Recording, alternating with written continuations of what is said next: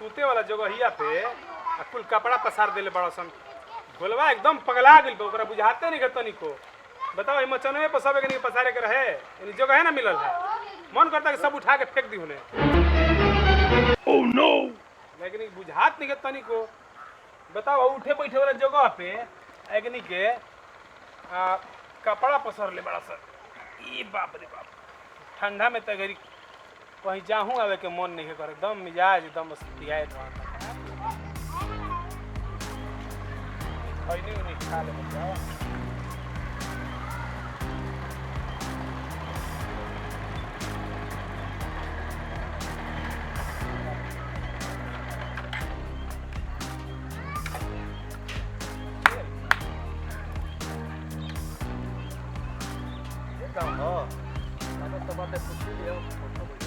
का बात बा? अरे रावा गांव के तो सब लोग के टीका पड़ गई कोरोना वाला। अच्छा सुई वाला नहीं जा। हां हां अच्छा हां, ए जब एगो भोला नाम के लड़का बा। भोला नाम के? हां हां, ओकरा भी टीका पड़ला ही नहीं। ओह नो, उहे को लेके छूटल बा। उहे को छुटला ही बाटे। उहे को लेके मैं गांव के दिया गए। गांव के दिया गए। पूरा गांव। अच्छा, तो बा कहां? भोला नाम के? अरे सब कुकुर जब कासिए जई है बाची के बलाए हो, आ सभे करी नो करी सरकारी तक के पोसी गेरू गाए हो। ओह नो, के पोसी भोला खोज तरह लो। हां हां भोले के गेरू गाए हो।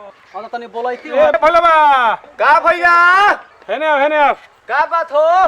अरे कोने का आव है कोरोना के सुई दिवावे खातिर आइल बा लोग देवे खातिर। केकरा के? आ तोरे के?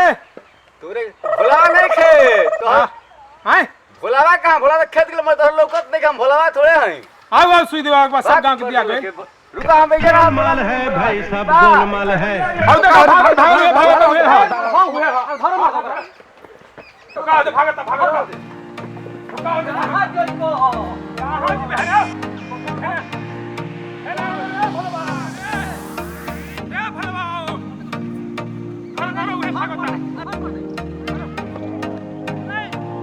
ए भोलवा। अरे मर बे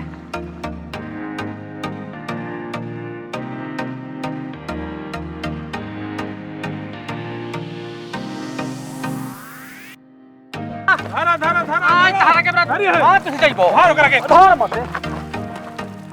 अरे फोटो उठाओ।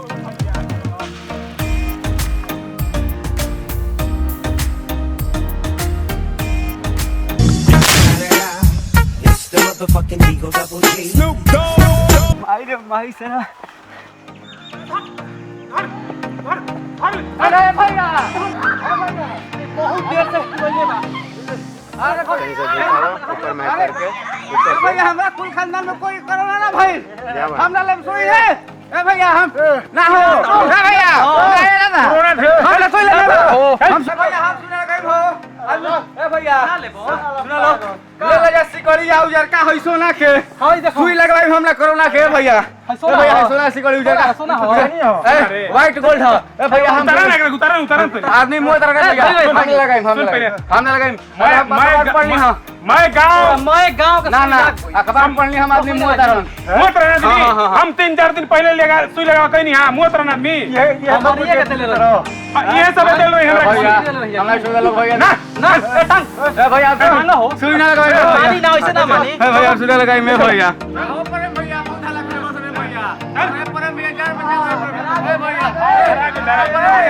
कहां चल रही है कहां चल मैं गांव से दिया गिरा। भैया बच्चे को सब झूठ हां हां सब झूठा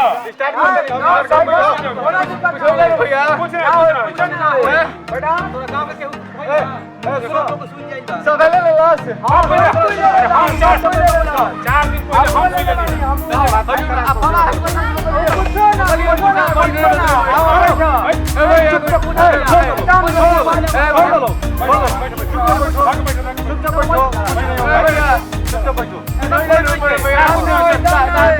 अरे हम आओ तनी गाड़ी से। हां चल हम क्या बोलते हैं बड़ी हाला चुप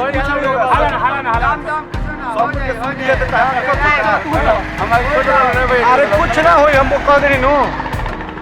जानता नहीं हाला नु कर देले बड़न सो कि बुखार हो जाता का हो जाता ये राग आ होई झूठो के बा। झूठो के हाला के लिए बड़न सो एकरा से कुछ होखे वाला बा ना कुछ ना ठीक होखी। हो जे सो नमस्कार प्रणाम। जैसे कि हमने के पिछला साल 2020 में खाली हमने के देश ही ना पूरा विश्व जी। कोरोना महामारी से जुझल जौना के चलते कितने आर्थिक नुकसान भइल, कितने हमने के भाई बहन मतलब कि देश के नागरिक भी अपन जान गंवा दिले।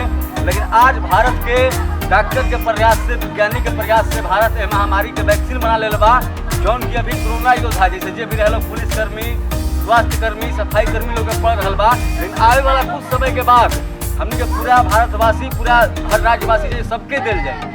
लेकिन एकरा विषय में ऐसा अफवाह उड़ रहल बा कि आने वाला समय में ऐसा घटना हो सकता। अफवाह पर ध्यान नहीं देवे के ए महामारी से बचे खातिर ही वैक्सीन लागत है। पोलियो के टीका लागत रहे, कई प्रकार के हमने चाचा उचा के समय कौन कौन बीमारी आई रहे बड़ी टीका बनल रहे। जैसे कि एगो टीका आइल बा, वैक्सीन बा। तो सबके जब ई टीका पड़े लगी तो अपना जिम्मेवारी के साथ जिम्मेवारी समझ के ई टीका लगवाए के बा। कोनो अफवाह पर ध्यान नहीं देवे।